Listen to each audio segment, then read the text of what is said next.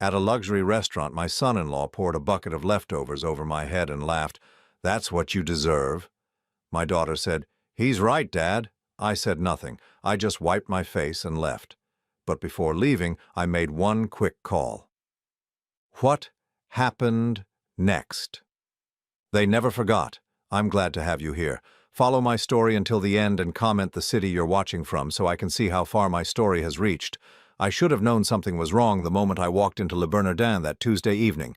My daughter Emma barely looked up when I approached their table, her manicured fingers scrolling through her phone with that practiced indifference I had grown accustomed to over the years. Marcus, my son-in-law, was leaning back in his chair like he owned the place, swirling his wine glass with the kind of arrogance that comes from believing you've earned something you never worked for. The restaurant hummed with the quiet conversations of Manhattan's elite. Crystal glasses caught the warm light from the chandeliers, and the scent of truffle and expensive perfume hung in the air. This was supposed to be a celebration dinner. Emma had called me 3 days earlier, her voice unusually sweet, asking if I wanted to join them for dinner at one of the city's finest restaurants. Looking back, I should have questioned why she was being so generous with an invitation to a place that charged $450 for a meal. "Dad, you're late," Emma said without lifting her eyes from her screen. She was wearing the pearl necklace I had given her for her wedding, the one that had belonged to her mother.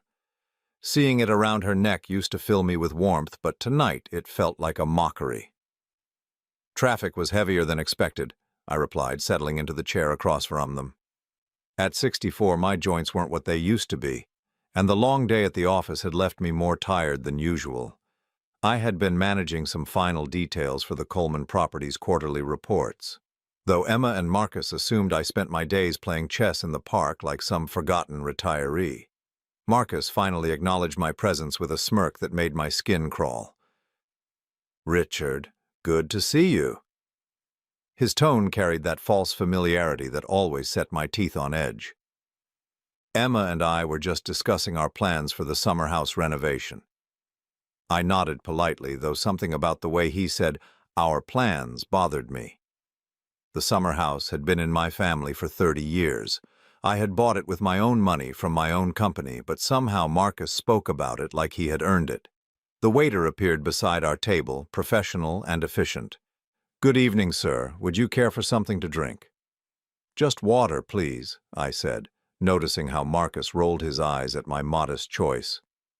"Come on, Richard," Marcus said, his voice louder now, drawing attention from nearby tables. "Live a little. Order some wine. You can afford it, right?"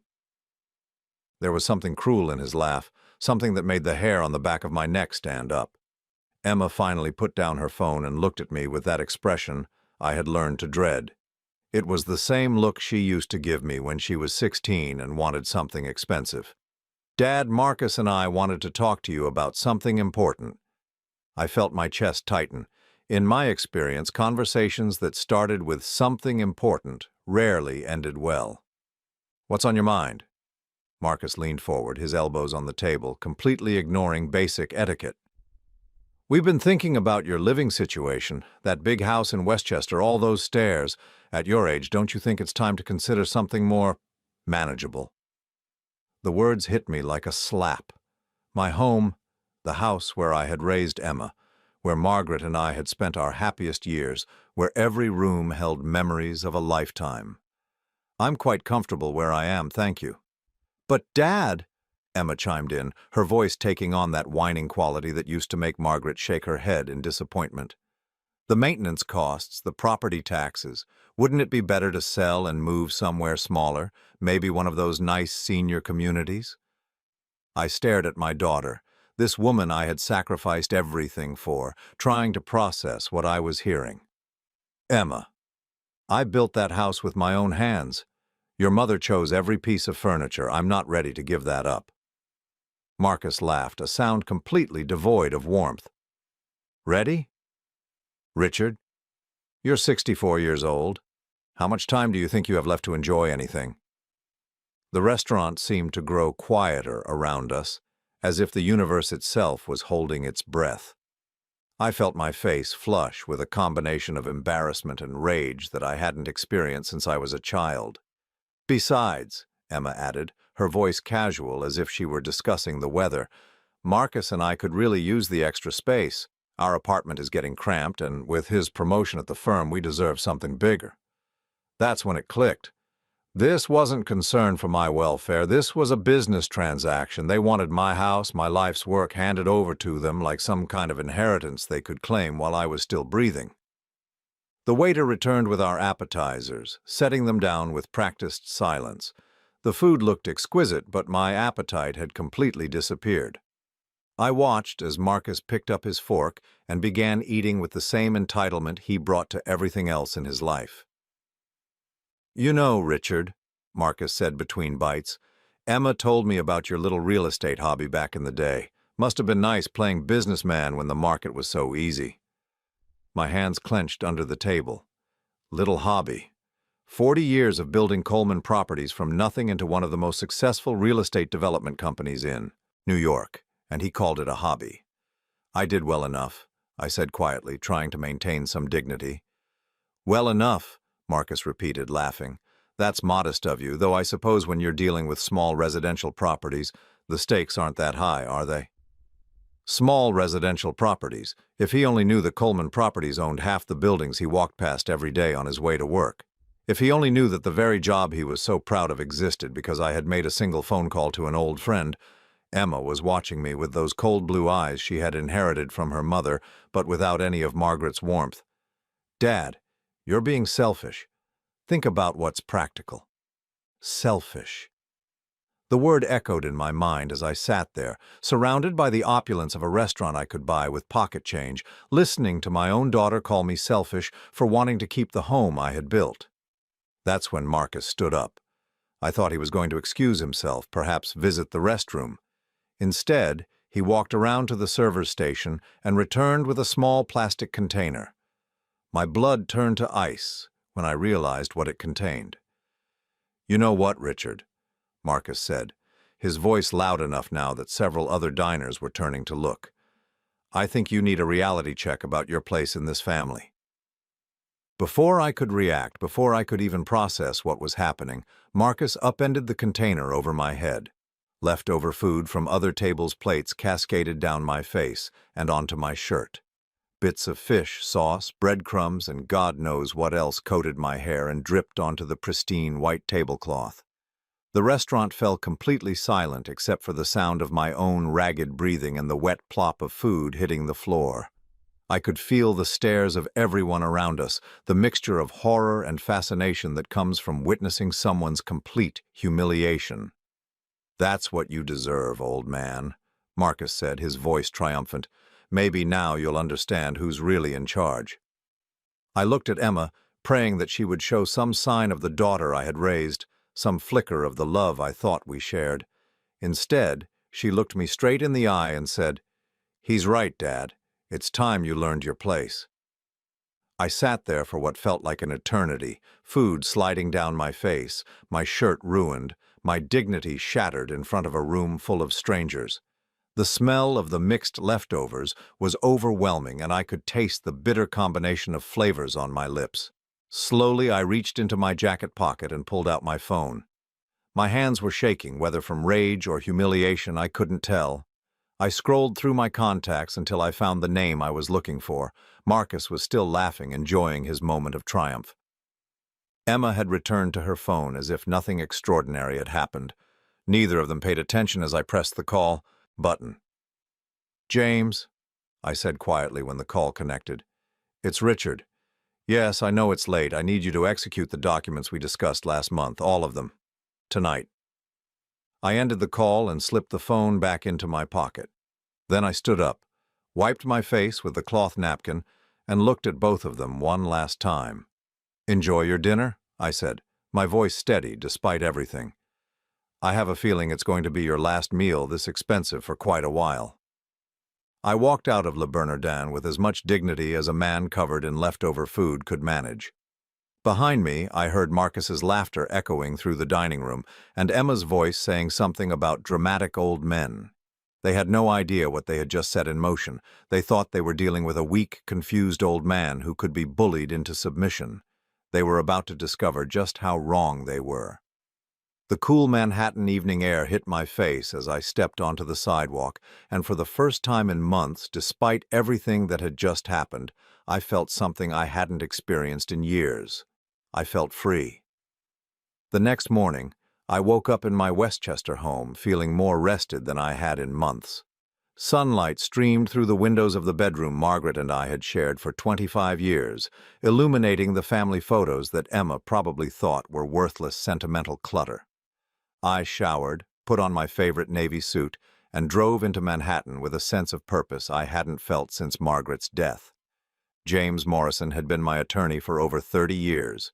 His office on Wall Street occupied an entire floor of a building I had sold him at below market value back in 1995 when he was just starting his practice. Now at 68, he was one of the most respected estate attorneys in New York, and one of the few people who knew exactly how extensive my holdings really were.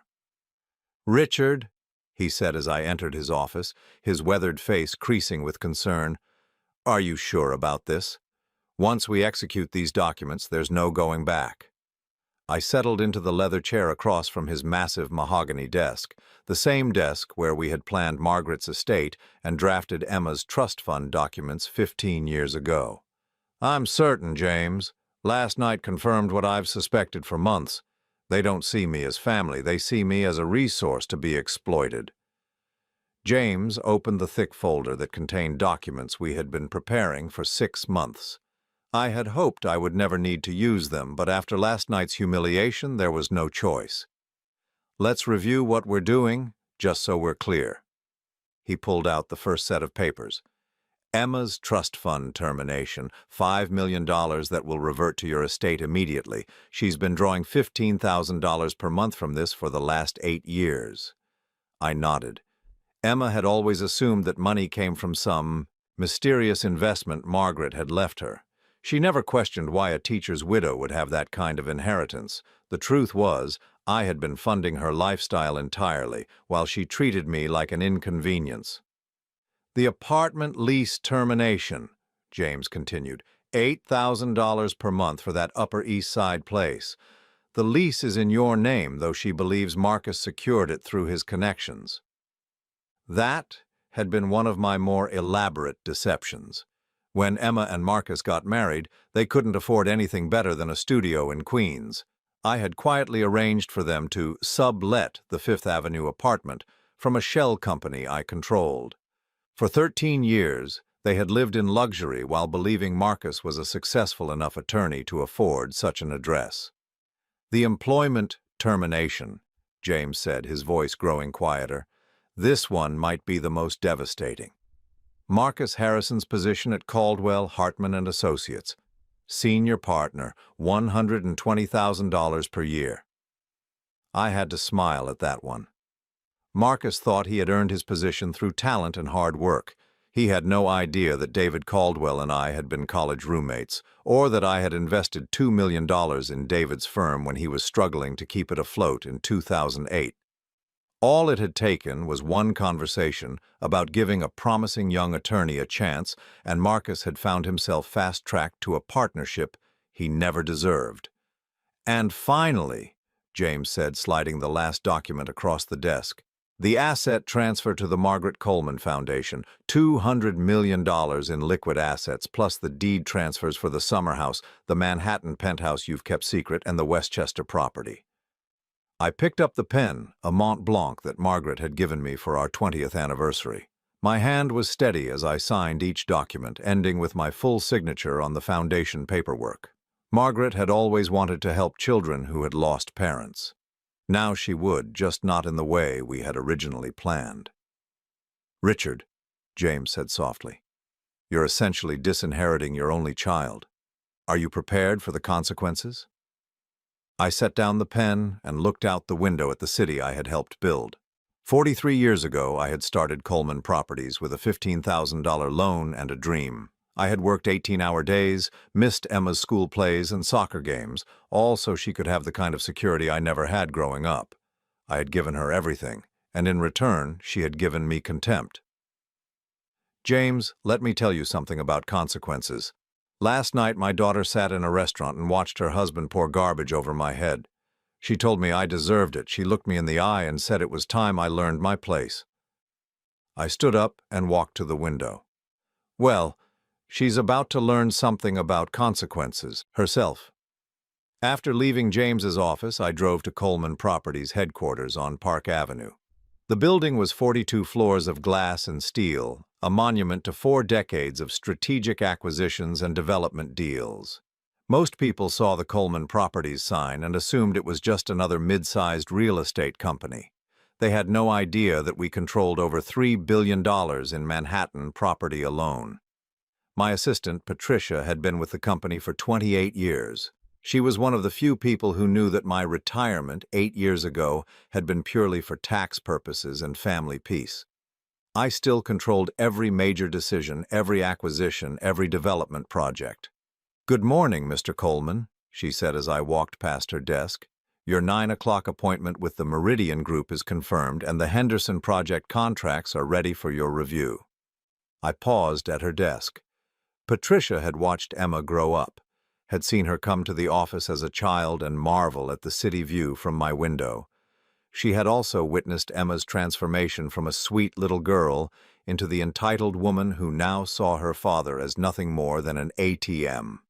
"Patricia, I need you to make some calls. First, contact David Caldwell. Tell him I need to see him this afternoon about the Harrison matter. Second, call the management company for the Fifth Avenue property and inform them that the lease for apartment 12B will not be renewed. Third, contact Citizens Bank and inform them that the Coleman Foundation will be assuming control of the accounts we discussed last month." Patricia's expression didn't change, but I saw the flicker of understanding in her eyes. She had been expecting this conversation for months. "Of course, Mr. Coleman. Anything else?" "Yes.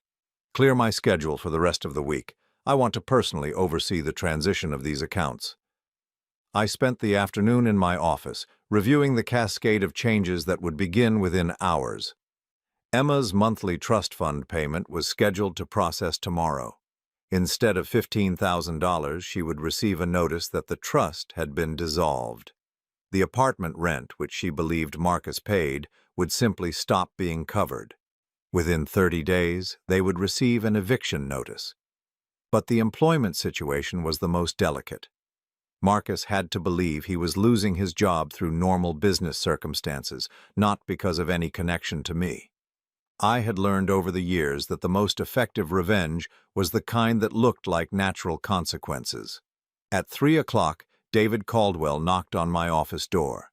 He was a tall, thin man with graying temples who had built his law firm into one of Manhattan's most prestigious practices with my quiet financial backing. "Richard," he said, settling into the chair across from my desk. "Patricia said you wanted to discuss Marcus Harrison." I had known this conversation would be difficult. David considered Marcus a valuable employee, unaware that his success was entirely artificial. "David, I need Marcus removed from the firm. Quietly, professionally, but permanently." David's eyebrows rose. "Richard, that's a significant request. Marcus is up for senior partner this year. He's brought in some major clients." "The clients he brought in," I said carefully, "were introduced to him through connections he doesn't realize came from me. The Pemberton account, the Riverside development deal, even the Metropolitan Museum contract. All of those came through my network, not his talent." I opened my desk drawer and pulled out a thick folder. "I've documented every client Marcus has claimed credit for, along with the actual source of each introduction. If you review this, you'll find that Marcus Harrison has never actually generated a single dollar of legitimate business for your firm." David took the folder and began reading, his expression growing more troubled with each page. After 20 minutes, he looked up at me with something approaching horror. "Richard, if this is accurate, then Marcus has been taking credit for your business development for over a decade." "It's accurate. I kept detailed records because I wanted to understand exactly how much of his success was real versus manufactured." I leaned forward. "David, I'm not asking you to destroy the man. I'm asking you to stop artificially supporting him. remove the accounts that came through me, stop giving him the preferential treatment I requested, and let him succeed or fail on his own merits. David closed the folder and sat back in his chair. Without these accounts, Marcus would be lucky to qualify for junior associate, let alone partner. Then that's what he deserves. That evening, I drove home to Westchester and sat in Margaret's garden, watching the sun set over the property we had built together. This house held 36 years of memories. Emma's first steps on the living room carpet, her high school graduation party on the back patio, the Christmas mornings when she still believed in magic and family love. I pulled out my phone and scrolled through the photos I had taken at Emma's wedding 13 years ago. There she was, radiant in her white dress, dancing with Marcus while I watched from the sidelines. Even then I had seen something calculating in Marcus's eyes, something that made me uncomfortable. But Emma loved him, and I had convinced myself that love would be enough. The phone rang in my hand, startling me from my memories. Emma's name appeared on the screen. For a moment I considered not answering, but curiosity got the better of me. "Dad?" Her voice sounded strange, almost uncertain. "I just wanted to call and, well, about last night. Maybe we were a little harsh." "A little harsh?" I almost laughed. "What's prompted this change of heart, Emma?" "I don't know what you mean. I just think we should talk. Maybe have lunch this weekend. You could come see our apartment and we could discuss your housing situation like adults." I knew exactly what this was about.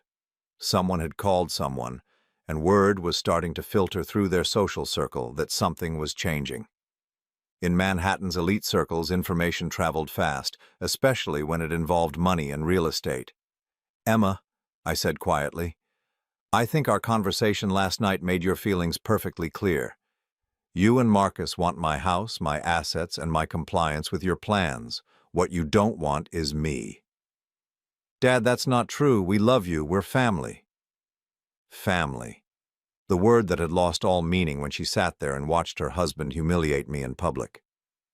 "Emma, do you remember when you were 8 years old and we went to the Central Park Zoo together? You got scared of the sea lions and I carried you on my shoulders so you could see them safely?" There was a long pause. "Yes, I remember. You told me that day that you would always love me more than anyone in the world. You said I was the strongest, kindest daddy anyone could have." I felt my voice catch slightly. "What happened to that little girl, Emma?" "People grow up, Dad. Relationships change. That doesn't mean we don't care about you." "People grow up." As if becoming an adult meant becoming cruel. As if maturity required abandoning love and loyalty. You're right, Emma. Relationships do change. And sometimes when they change enough, they end. "What do you mean?" I looked at Margaret's rose bushes, still blooming despite the fact that no one had tended them since her death 15 years ago. Some things endured through neglect and abandonment, others didn't. "I mean that actions have consequences, Emma. You and Marcus made your choice last night. Now you get to live with it." I hung up the phone and went inside. Tomorrow the real consequences would begin. 3 days after my humiliation at Le Bernardin, the first domino fell exactly as I had planned. I was sitting in my home office, reviewing the morning financial reports from Coleman Properties when my phone rang. The caller ID showed Marcus's number, and for the first time in years, I actually smiled when I saw his name. "Richard." His voice sounded strained, almost panicked. "I need to talk to you. Something's happened at the firm." I set down my coffee cup and leaned back in my leather chair, the same chair where I had conducted billion-dollar real estate deals for over 2 decades. "What kind of something, Marcus?" "I've been let go." The words came out in a rush. David Caldwell called me into his office this morning and said they were restructuring the partnership track. He said the firm was moving in a different direction and my position was being eliminated. I made appropriate sympathetic sounds while mentally reviewing the conversation I'd had with David 2 days earlier. "That seems sudden. Did he give you any specific reasons?" "That's just it.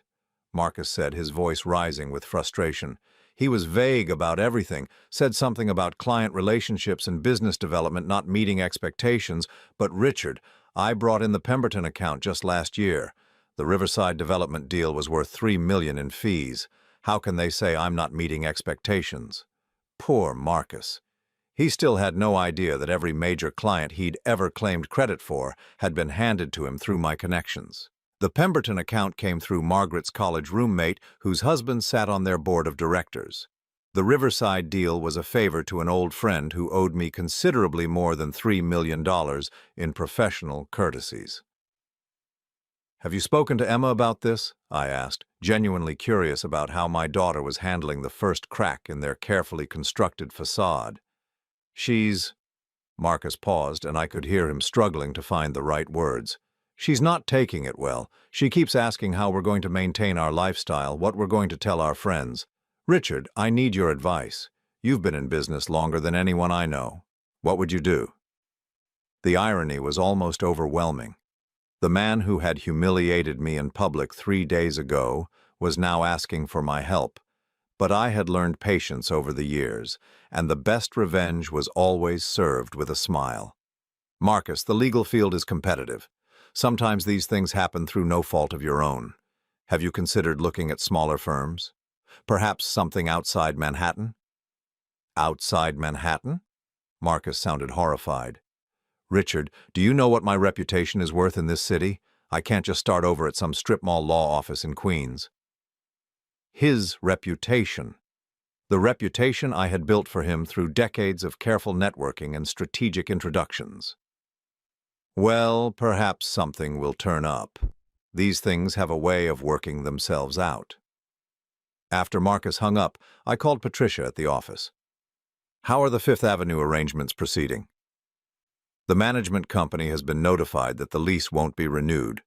They've been instructed to begin showing the apartment to new prospective tenants starting next week. The current occupants have been informed they have 30 days to vacate." I felt a small pang of guilt about the apartment. Emma had fallen in love with that space the moment she walked into it 13 years ago. The view of Central Park from the living room windows, the marble floors, the crown moldings that reminded her of the grand homes she'd visited as a child. She had no idea that the monthly rent of $8,000 was more than Marcus made in take-home pay, or that I had been covering the difference through a complex arrangement of shell companies and management fees. And the trust fund termination? Processed yesterday morning, Miss Emma received the notification by certified mail. The final payment was deposited, along with a letter explaining that the trust had been dissolved according to the terms established in the original documents. I had drafted those trust terms very carefully 15 years ago. The fund could be dissolved at any time if the beneficiary demonstrated conduct inconsistent with the values and intentions of the trust creator. I doubted Emma had ever bothered to read the fine print. That afternoon, I drove into Manhattan for a meeting with the board of the Margaret Coleman Foundation. We met in a conference room overlooking Central Park, in a building I had purchased in 1988 and renovated into office space for nonprofit organizations. The foundation's mission was to provide educational support for children who had lost parents, something Margaret and I had discussed extensively before her death. Sarah Williams, the foundation's director, spread out the financial documents across the polished conference table. "Mr. Coleman, with the $200 million endowment you've established, we can provide full scholarships for approximately 800 children over the next 20 years. The impact will be extraordinary." I nodded, reviewing the allocation plans. Margaret always believed that education was the greatest gift you could give a child. She would be thrilled to know that her memory will help so many young people build better futures. "There is one question," Sarah said hesitantly. "The media will eventually notice such a large donation. Are you prepared for publicity about your philanthropic activities?" I had considered this carefully. In Manhattan's social circles, a $200 million charitable donation would generate significant attention. Emma and Marcus would eventually learn that I had given away an amount of money that dwarfed their wildest expectations of inheritance. "I prefer to keep my charitable giving private," I said. "But I understand that complete anonymity may not be possible with a donation of this size." That evening I was preparing dinner in my kitchen when Emma called. I could tell immediately from her voice that she had received the trust fund termination notice. "Dad, I got the strangest letter today from some law firm I've never heard of. They're saying my trust fund has been terminated. There has to be some mistake." I continued slicing vegetables for my salad, a habit I had developed since Margaret's death. Cooking for one required different skills than the family meals we used to share. What did the letter say exactly?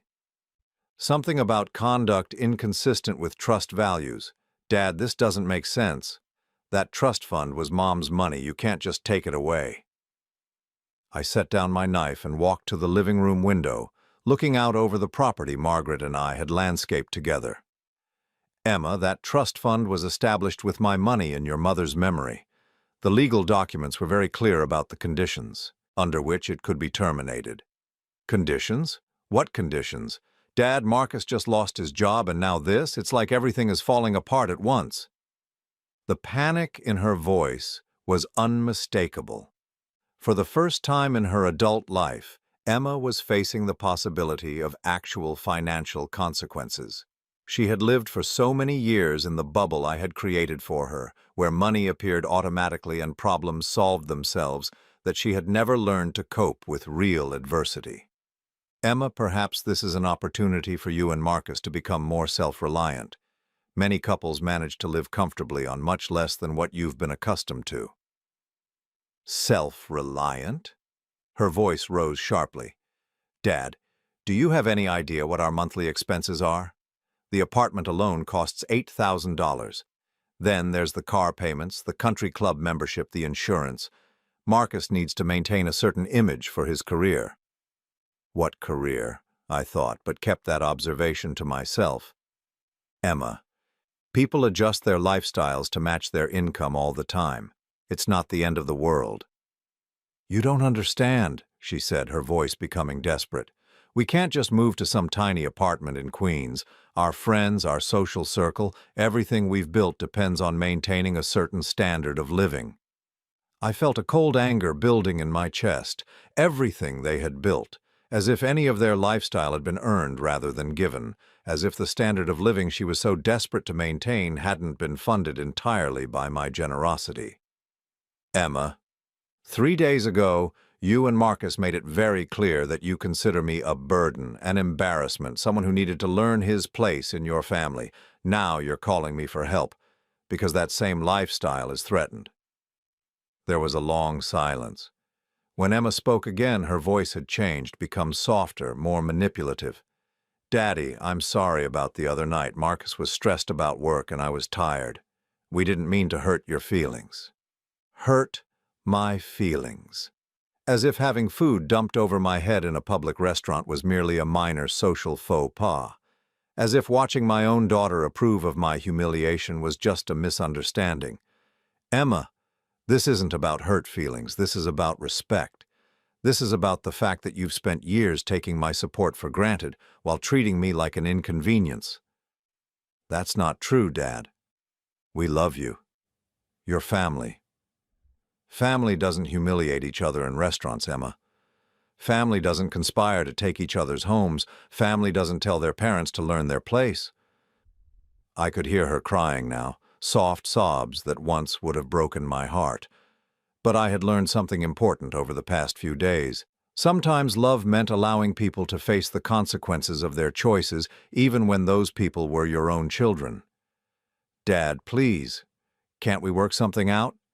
Maybe I could come over this weekend and we could talk things through, just you and me, like old times." Like old times.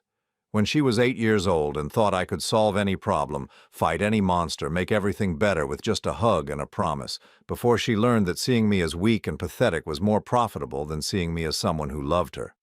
"Emma, the decisions have been made. The trust fund termination is permanent. The documents were filed 3 days ago, and they cannot be reversed." 3 days ago? Her voice went very quiet. "Dad, 3 days ago was Tuesday, the night we had dinner at Le Bernardin." I didn't confirm or deny her calculation. Sometimes the most powerful statements were made through silence. "You planned this," she whispered. "You sat there and let Marcus humiliate you, and you had already planned this whole thing."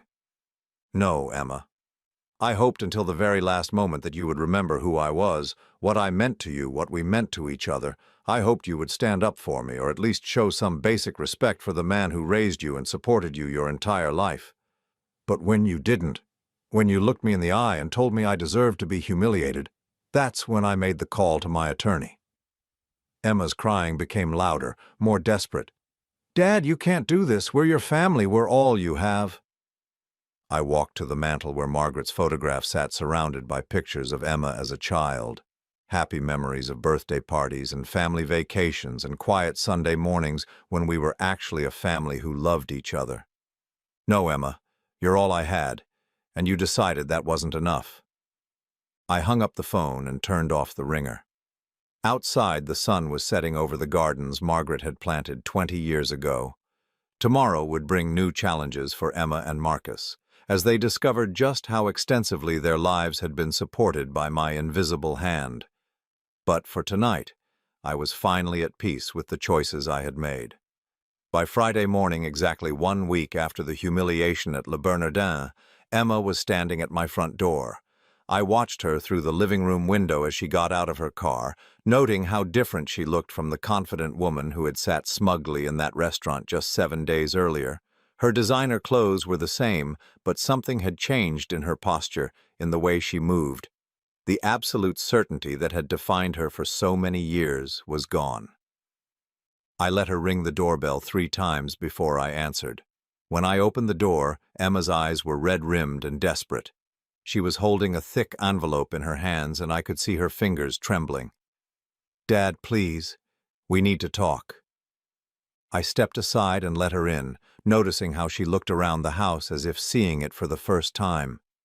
This was the home where she had grown up, where every room held memories of the family we used to be.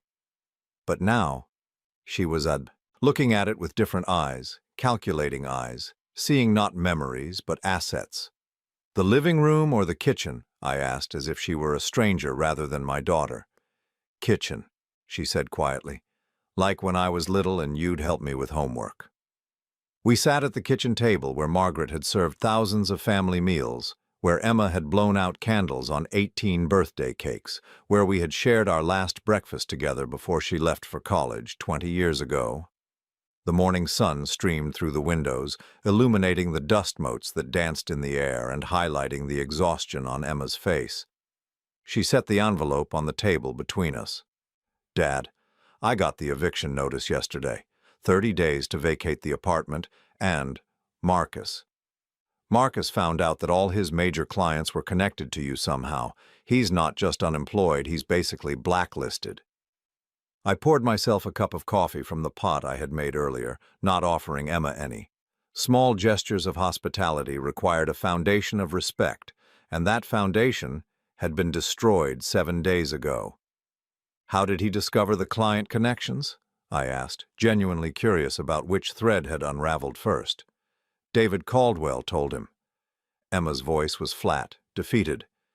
"He said Marcus had never actually brought in any legitimate business, that every major account had been arranged through your network. Marcus came home and threw things. He broke Mom's crystal vase, the one you gave her for your anniversary. The vase Margaret had loved so much, destroyed in a fit of rage by a man who had never earned anything in his life." I felt my jaw tighten, but I kept my voice even. "And what did Marcus expect you to do about this information?" Emma looked down at her hands, avoiding my eyes. "He wants me to convince you to reinstate the trust fund and help him get his job back. He says you're manipulating the situation out of spite, and that family should forgive and forget."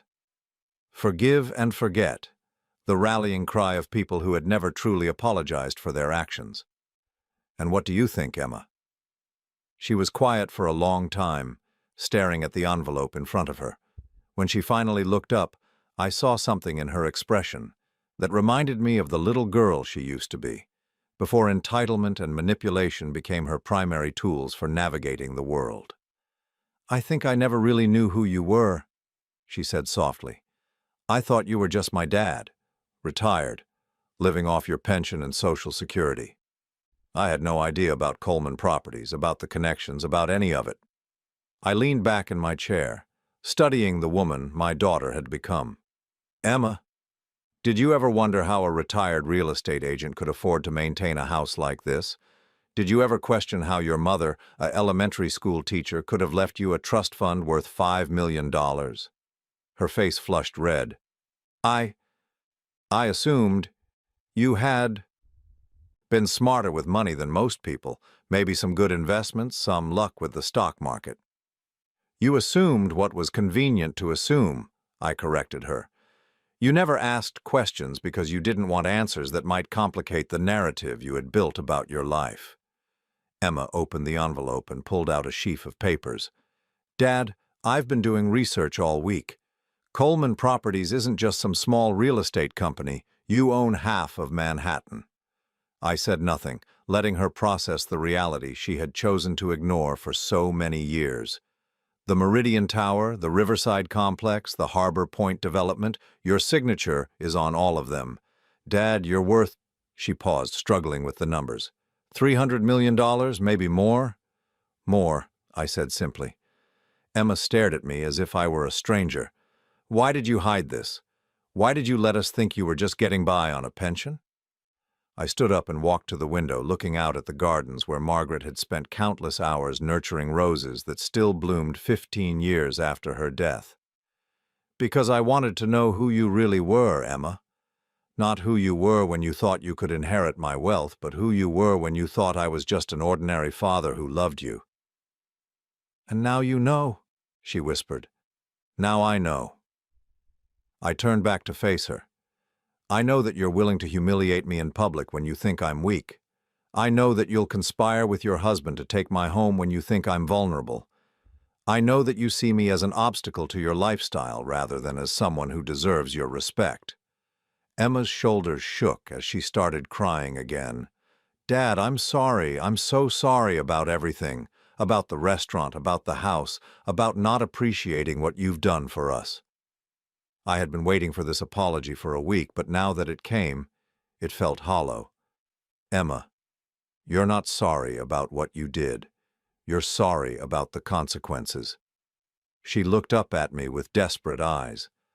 "That's not true. I love you, Dad. You're my father." "I was your ATM," I said quietly. "The moment you thought the money stopped flowing, you decided I was expendable." I walked back to the table and sat down across from her. "Emma, let me tell you what's going to happen. The trust fund termination is permanent. The apartment lease will not be renewed. Marcus will not get his job back, and I will not be providing any financial assistance to help you maintain the lifestyle you think you deserve." "Dad, please!" I held up a hand to stop her. "I'm not finished. I've transferred the bulk of my estate to the Margaret Coleman Foundation. $200 million will go toward providing college scholarships for children who have lost parents, children who understand what it means to value the people who love them." Emma's face went white. $200 million? Dad, that's my inheritance. That's, my children's inheritance.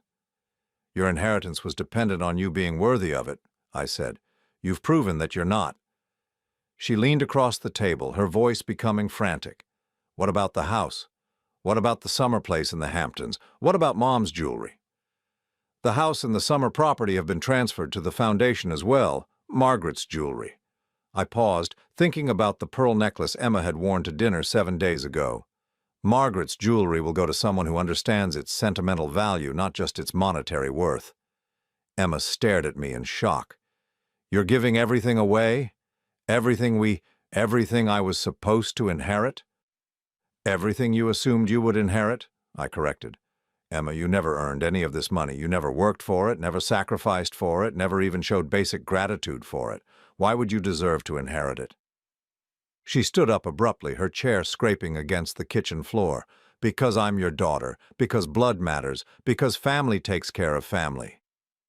I stood up as well, meeting her eyes directly.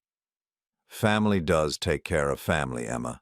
For 36 years, I took care of you. I built a company, earned a fortune, and shared it with you generously. And when I needed you to show me even basic respect, you chose to humiliate me instead. One mistake, she shouted. One bad night, and you're punishing me for the rest of my life. One bad night where you showed me exactly who you really are, I replied. Emma, if you had defended me at that restaurant, if you had shown even a moment of loyalty or love, we wouldn't be having this conversation. She collapsed back into her chair, sobbing uncontrollably. Dad, what am I supposed to do? How am I supposed to live? I don't know how to support myself. I've never had to.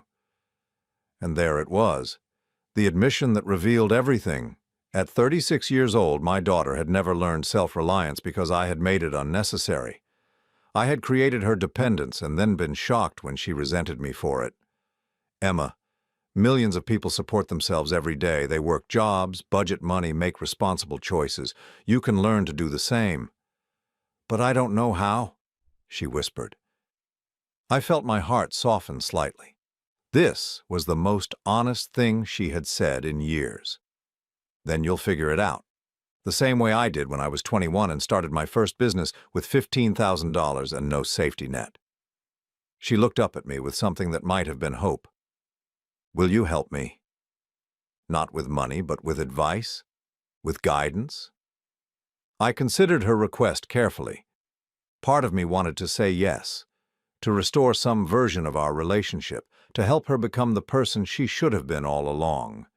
But another part of me remembered the look in her eyes when Marcus poured food over my head, the coldness in her voice when she told me I deserved it. Emma, that depends entirely on you.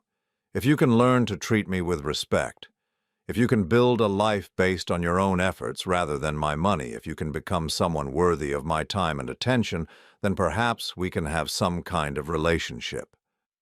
And if I can't? I walked her to the front door. The same door she had walked through as a child coming home from school, as a teenager bringing friends over, as a young woman announcing her engagement to Marcus. Then you'll have the life you've chosen, and I'll have the peace I've earned. Emma turned at the threshold, her face streaked with tears. Dad, I do love you. I know you don't believe that anymore, but I do. I looked at this woman who had been the center of my world for 36 years, who had been my pride and joy and greatest disappointment. Emma, love isn't just a feeling. It's a choice. It's how you treat people when it's difficult, when it's inconvenient, when there's nothing in it for you. You chose not to love me when it mattered most. Now you'll have to live with that choice. I closed the door and walked back to the kitchen, where her research envelope lay scattered on the table. For the first time in a week, the house was completely quiet. No phone calls, no demands, no manipulations, just peace. 2 months after our confrontation in my kitchen, I was sitting in my lawyer's office reviewing the final paperwork for the Margaret Coleman Foundation when James mentioned something that made me pause.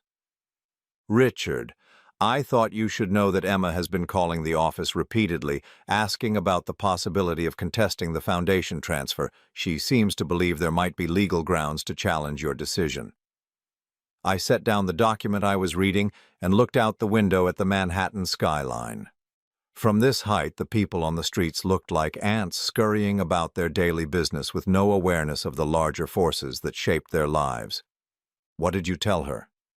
That the transfer was completely legal and properly executed, and that any attempt to contest it would be both expensive and unsuccessful. James leaned forward in his chair. Richard, she also asked if there were any circumstances under which the foundation might be dissolved and the assets returned to your estate. I almost smiled. Even in desperation, Emma was still looking for loopholes, still hoping for some way to regain access to the money she had never earned. And your response? That the only way the foundation could be dissolved would be if you personally requested it, and that such a request would require unanimous approval from the board of directors, all of whom are committed to Margaret's memory and the foundation's mission. Through my network of business contacts, I had been keeping loose tabs on Emma and Marcus's situation. The reports painted a picture of two people who had never learned to live within their means because they had never needed to. They had moved from their Fifth Avenue apartment to a cramped two-bedroom in Queens, a transition that Marcus apparently found deeply humiliating. He had been unable to find employment at any of the major law firms, his reputation having been quietly poisoned by his lack of actual achievements. Emma had attempted to find work, but discovered that her art history degree and complete lack of professional experience made her unemployable at any salary that would support their previous lifestyle. She had taken a job at a small art gallery in Brooklyn, making $32,000 a year, approximately what she used to spend on clothes in a single month. That afternoon, Patricia buzzed my office intercom. "Mr. Coleman, there's a woman here who claims to be your daughter. She doesn't have an appointment, but she says it's urgent." I had been expecting this visit for weeks. Emma's previous attempts at reconciliation had been conducted over the phone or through messages delivered via James. But desperation eventually drives people to more direct action. "Send her up, Patricia, but stay close to your desk in case I need assistance." Emma looked terrible when she walked into my office. Her hair, usually perfectly styled, hung limp around her face.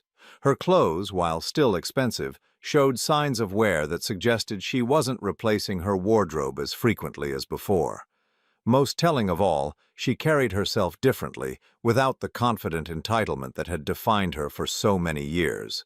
She stood in the doorway for a moment, looking around the office that represented 4 decades of my work.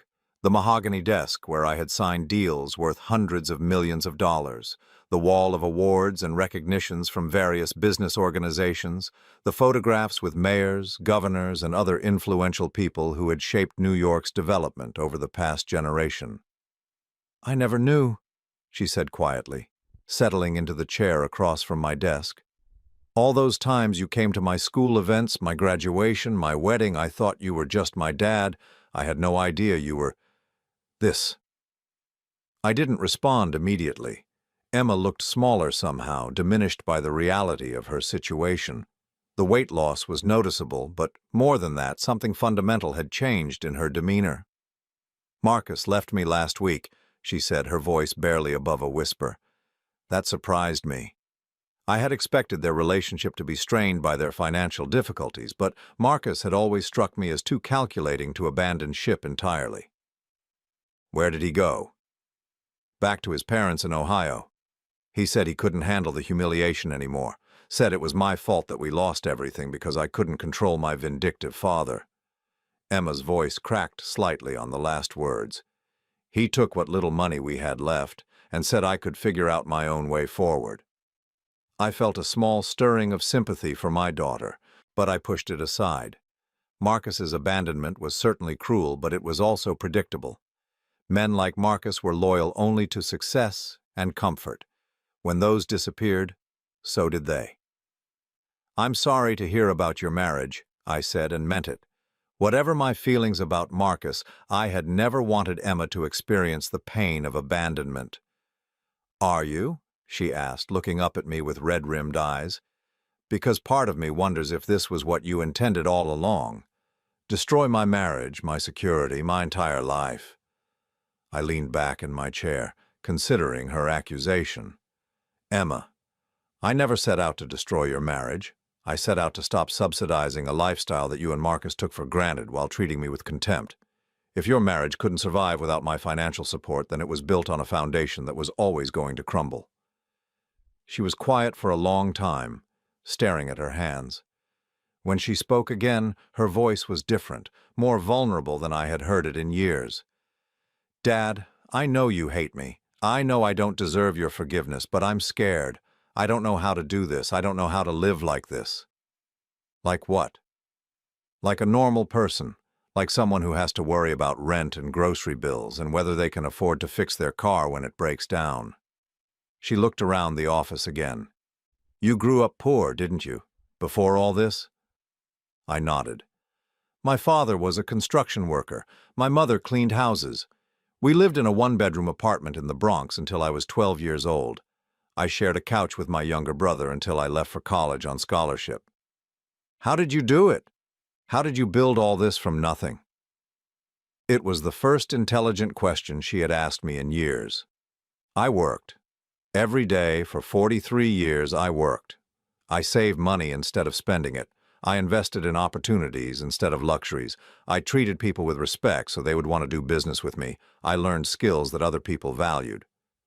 But how did you know how to do those things? How did you know where to start? I saw something in her expression that I hadn't seen since she was a child, asking me to explain how something worked. Genuine curiosity, real desire to learn. Emma, no one is born knowing how to be successful. You learn by trying, failing, trying again. You learn by watching people who are successful and figuring out what they do differently. She was quiet again, processing this information. Dad, if I tried to change, if I really worked at becoming someone different, someone better, would you consider helping me? Not with money, she added quickly, but with guidance? I studied my daughter's face, looking for signs of manipulation or calculation, but what I saw was genuine desperation mixed with something that might have been hope. Emma, what kind of help are you asking for? I don't know how to budget money. I don't know how to interview for jobs or write a resume. I don't know how to fix things when they break, or how to negotiate with landlords, or how to do any of the things that normal adults do. Her voice was shaking now. Marcus always handled the practical things, and before that you handled them. I'm 36 years old and I don't know how to be an adult. This was perhaps the most honest admission I had ever heard from Emma. She was acknowledging not just her current predicament, but the fundamental failure of preparation that had led to it. What would you do with that knowledge if I gave it to you? I would use it to build a life I could be proud of. A life that didn't depend on anyone else's money or anyone else's connections. She paused. A life that might make you proud of me again. I felt something shift in my chest, a small crack in the wall I had built around my heart. Emma, I was never not proud of you because of your career or your income. I stopped being proud of you because of how you treated people, how you treated me. I know. Tears were streaming down her face now. Dad, I know I can't undo what I did at that restaurant. I know I can't take back the things I said or the way I acted. But if I could prove to you that I'm not that person anymore, if I could show you that I learned something from losing everything, would that matter to you? I walked to the window and looked down at the street where I had started my first business 43 years ago. A small storefront that I had rented for $300 a month, where I had worked 16-hour days trying to understand the real estate market that would eventually make me wealthy. Emma, proof isn't words. Proof is consistent action over time. If you want to demonstrate that you've changed, then change. Don't tell me about it, show me. How long would I have to show you? I turned back to face her. As long as it takes for me to believe it's real. She stood up, wiping her eyes with the back of her hand. Dad, I know I have no right to ask this, but would you be willing to have dinner with me? Not at some expensive restaurant, just at my apartment. I could cook something simple and we could talk about normal things. The request surprised me. Emma hadn't cooked a meal since high school, as far as I knew. You cook now? I'm learning. YouTube tutorials mostly, and I've been asking my neighbor, Mrs. Chen, for advice. She's been very patient with my disasters. Emma almost smiled. Last week I managed to make spaghetti that was actually edible. For the first time in months I felt a small spark of hope. Not hope that Emma would suddenly become perfect, but hope that she might become real. Call me next week. If you're still interested in having dinner then, we can arrange something. She nodded and walked toward the door, then turned back. Dad, thank you for not giving up on me completely. I haven't given up on you, Emma, but I'm not going to rescue you either. The person you become next has to be someone you build yourself. After she left, I sat in my office thinking about the woman who had just walked out versus the woman who had sat smugly in Le Bernardin 3 months ago. The change was dramatic, but I had learned to be cautious about hope when it came to my daughter. Still, for the first time since Margaret's death, I felt like I might not be completely alone in the world. The phone rang, interrupting my thoughts. Patricia's voice came through the intercom. Mr. Coleman, I have Mrs. Rodriguez from the Foundation on line 1. She says there's been an interesting development with one of the scholarship recipients. I picked up the phone, ready to focus on the work that had given my life meaning since Emma had shown me who she really was. But for the first time in months, I was also thinking about what it might mean to have a daughter worth knowing again. 6 months later, I stood in the community center on the Lower East Side, watching 23 young people receive their first Margaret Coleman Foundation scholarships. Sarah Williams had done extraordinary work identifying students who embodied the values Margaret and I had hoped to support. Children who had lost parents but refused to let tragedy define their futures, young people who understood that education was a privilege to be earned rather than an entitlement to be assumed. Maria Santos, 17 years old, had lost both parents in a car accident when she was 14. She had been working part-time jobs while maintaining a 4.0 grade average, planning to attend community college because it was all she could afford. Now she was holding a letter of acceptance to Columbia University with full tuition, room and board covered by the foundation. James Chen, 16, had been living with his grandmother since his father died in a construction accident. His mother had returned to China, unable to cope with life in America without her husband. James had been teaching himself calculus from library books because his school couldn't afford advanced math classes. The foundation scholarship would allow him to attend MIT and study engineering, something he had dreamed about but never thought possible. These young people understood what Emma had never learned. That opportunity was precious precisely because it was rare, and that gratitude was the natural response to generosity. Mr. Coleman, Sarah Williams approached me as the ceremony was winding down. I wanted to thank you again for making this possible. The impact on these children's lives will be immeasurable. I nodded, watching Maria hug her foster mother while they both cried tears of joy. Margaret always believed that education could break any cycle of poverty or disadvantage. I think she would be pleased with the students we've chosen. There's something else, Sarah said, her voice becoming more tentative. Your daughter Emma called the foundation office yesterday. She wanted to know if there were volunteer opportunities available. That surprised me. Emma and I had been having monthly dinners for the past 4 months, simple meals at her small apartment in Queens where she was slowly learning to build a life based on her own efforts rather than other people's money. She had found a better job at a nonprofit art program for underprivileged children, making $38,000 a year, and had started taking business classes at Queens College in the evenings. What kind of volunteer work was she interested in? I asked. Tutoring and mentoring. She said she had experience working with children through her job and that she wanted to give something back to honor her mother's memory. Sarah paused. She also said she understood if the foundation wasn't comfortable with her involvement, given your family situation.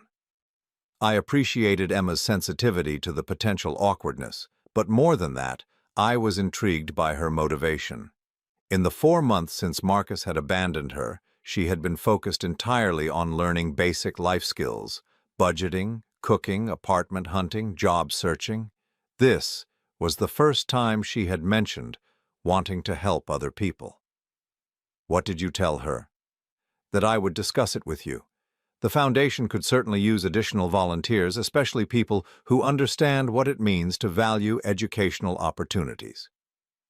That evening, I drove to Emma's apartment in Queens for our monthly dinner.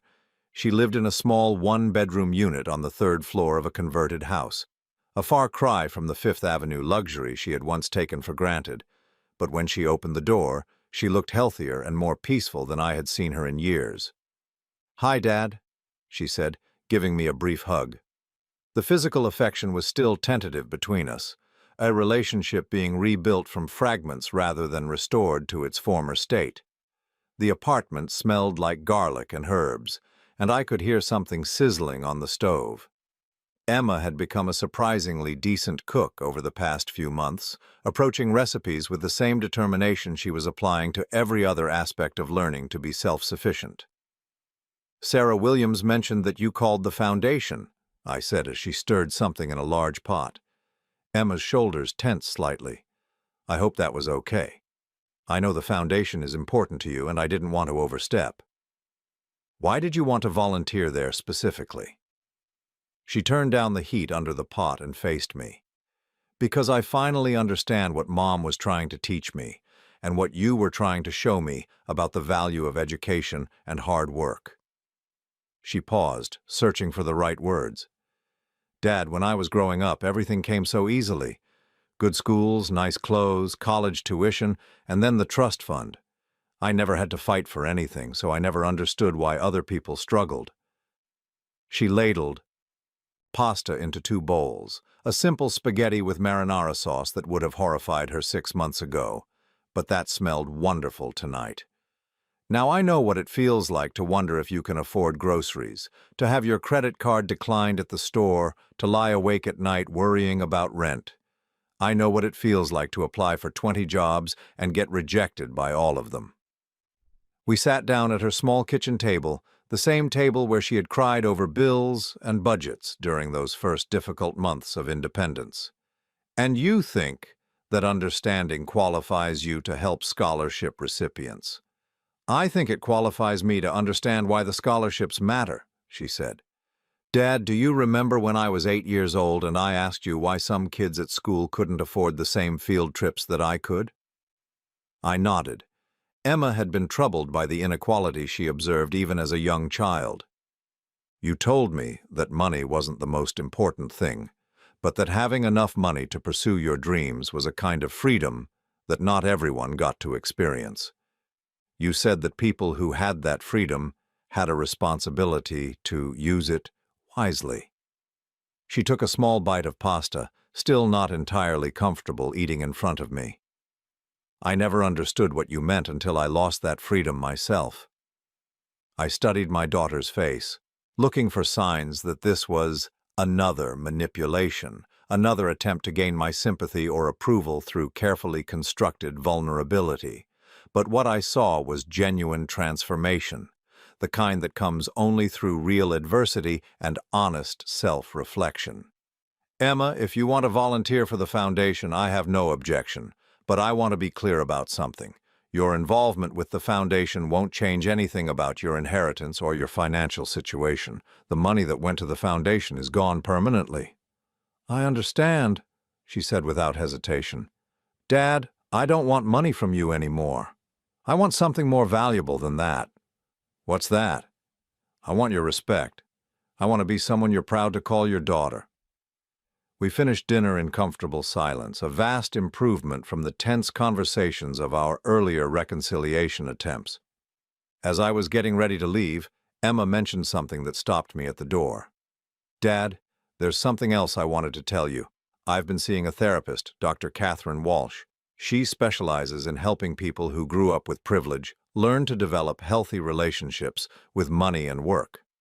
This was perhaps the most encouraging thing Emma had shared with me in months. Recognizing that she needed professional help to unlearn decades of entitlement was a level of self-awareness I hadn't been sure she was capable of. What prompted that decision? Honestly, I realized that I didn't know who I was when I wasn't defined by what other people gave me. Marcus left me. You cut me off financially. And suddenly I was just nobody. I had no idea how to be a person rather than just someone's daughter or someone's wife. She walked me to the door, a ritual we had developed over our monthly dinners. Dr. Walsh has been helping me understand that I spent 36 years avoiding responsibility for my own happiness. I kept expecting other people to provide meaning and security for my life, and then I resented them when they couldn't or wouldn't. I paused at the threshold, struck by the maturity in her words. And what have you learned about taking responsibility? That it's harder than I thought, but also more satisfying. She smiled, a genuine expression of contentment that I hadn't seen on her face since she was a child. Dad, I know I can't go back and be the daughter you deserved when I was younger, but I'm trying to become someone worthy of being Margaret Coleman's daughter now. As I drove home to Westchester, I thought about the evening's conversation and the remarkable change in Emma over the past 6 months. The entitled, manipulative woman who had sat in Le Bernardin and approved of my humiliation was gone, replaced by someone I was only beginning to know. 3 weeks later, I received a call from Sarah Williams. Richard, I thought you'd like to know that Emma's first tutoring session went extremely well. She worked with 2 high school students who are struggling with math, and both of them asked specifically to work with her again next week. How did she approach the tutoring? With remarkable patience and empathy. One of the students, Marcus Rodriguez, has been working part-time jobs to help support his family while trying to maintain his grades. Emma told him about some of her own struggles with learning to balance work and education, and he really connected with that. I smiled at the irony. Emma's greatest weaknesses, her inexperience with real-world challenges, had become strengths in her ability to relate to young people facing similar obstacles. She also mentioned something interesting, Sarah continued. She said she wanted to create a workshop series on life skills for scholarship recipients. Basic things like budgeting, job interviewing, apartment hunting, skills that many of these students will need but might not learn anywhere else. This idea impressed me more than I could express. Emma was taking her hard-won knowledge and transforming it into something useful for others. What did you tell her? That the foundation would be delighted to support such a program, if you approved. That evening I called Emma to discuss the workshop proposal. Her enthusiasm was infectious as she described her ideas for helping young people navigate the practical challenges of independence. Dad, I know it sounds presumptuous for someone who just learned these skills herself to be teaching them to others, but I think that's exactly why I might be able to help. I remember what it felt like to not know how to do any of these things, to feel overwhelmed and stupid and completely unprepared for adult life. Emma, I think it's an excellent idea. Margaret would be proud to know that her foundation was helping young people in such a practical way. There was a pause on the phone, then Emma's voice softer than before. Dad, do you think she would be proud of me now? The way I am now, I mean. I thought about Margaret, about the woman who had raised Emma with such love and patience, who had died hoping her daughter would grow into someone kind and generous. Yes, Emma, I think she would be very proud of the woman you're becoming. And what about you? She asked quietly. Are you proud of me? I looked around the house, where Margaret and I had built our life together, where we had raised the little girl who was now finding her way back to the values we had tried to instill in her. Yes, Emma, I'm proud of you. For the first time in 15 years, since Margaret's death had left us both lost and grieving in different ways, I felt like I had my daughter back. Not the daughter I had raised with too much money and too little challenge, but the daughter Margaret and I had hoped she would become. Someone who understood that true wealth came not from what you inherited, but from what you built with your own hands and heart. The girl who had once carried food over my head in a restaurant was gone forever. In her place was a woman I was honored to call my daughter.